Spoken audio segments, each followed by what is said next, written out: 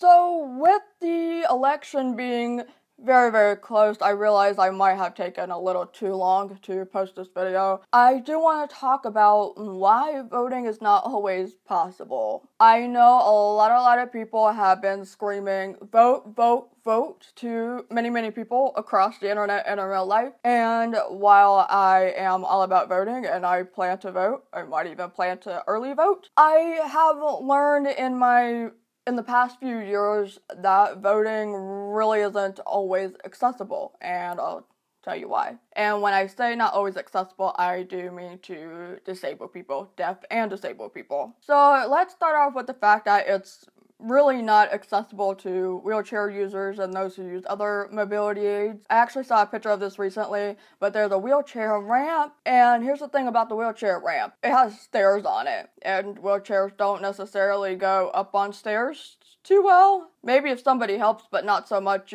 by themselves. It's not accessible. And a lot of times there's simply no wheelchair ramp at all, so they can't even get into the building. But now let's say that there is a wheelchair ramp and that they can get into the building. There's no elevator, or there may not be an elevator, and you kind of need an elevator if you use a wheelchair to get on up to the voting room. Of course, sometimes the voting room may be on the first floor, but I've also seen places where the voting room is not on the first floor. You may also come across places where there might be a wheelchair ramp, but it's all the way across to the other side of the building, so the back of the building, and it takes such a long time to get in there, and then you gotta go and maneuver your way to try to get in line, and honestly, it can be a mess, and it's difficult to get the wheelchair in there. And one of the responses to the whole lack of wheelchair accessibility thing is, well, why not use an absentee ballot? Well, you can use an absentee ballot,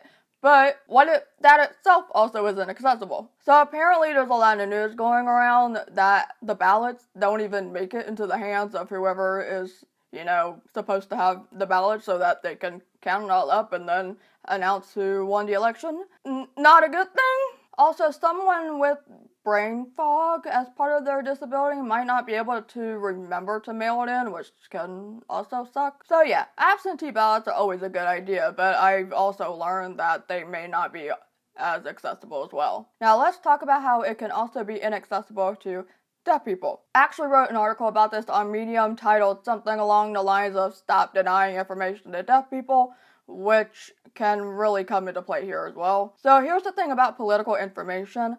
A lot of it is lacking. And before you go, but there's a lot of information on the internet, that is true. But let's talk about how a lot of informational videos about politics and the like don't come with captions. A lot of it is uncaptioned, and you can also see the reports on the news, but a lot of times the captions are garbled. There's no captions at all. I swear, every few days, my news station just stops airing captions the whole time, and I'm like, what's going on? And also, the captions sometimes just completely cut out randomly. So you can be in the middle of a really important speech or some sort of political information, and it just stops. And it's like, well, what happened? Another thing is that not all deaf people are fluent in English. A lot of people think that American Sign Language and English are the same language, but that's just not true. There's different grammar systems and all of that. So even if a video is captioned, let's say it's captioned or there's a article on the internet that explains everything, they might not be able to understand it.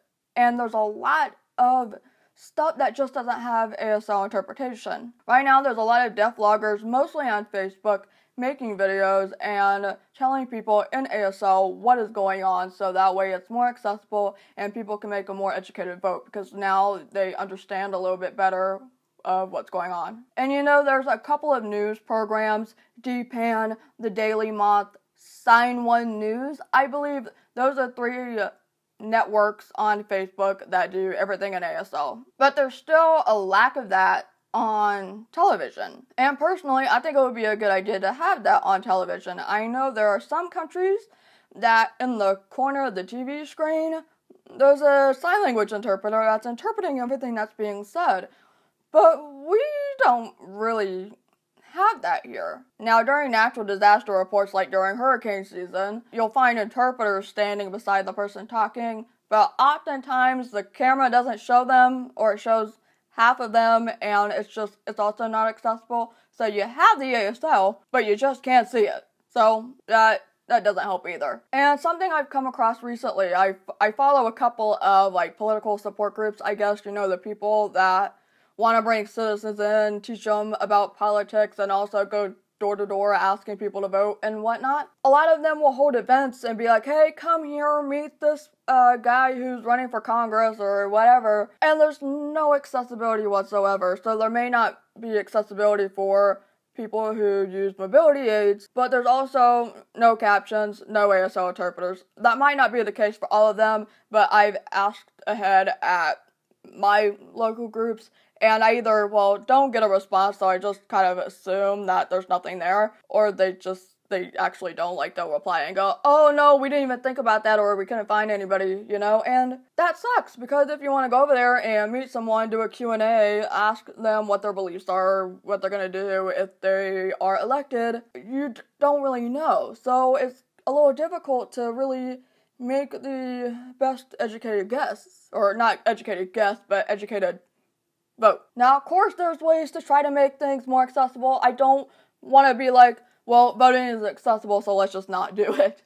No, I like voting. I like being able to vote, and I encourage people to vote. So one thing I've been doing to try to change this is I've reached out to these groups, and I've asked them, or I've offered, and I've said, hey, I'd like to come in and teach you on how to be more accessible, make your building accessible, or make your meetings accessible so that people can vote, they get the educated vote, they learn what's going on, and I want to tell you about the importance of captions and interpreters and whatnot. And I've had one response from a group, but then they stopped replying, which was a bummer, because they said that they were busy with the election, and I understood completely. But I was also like, that's why this is so important.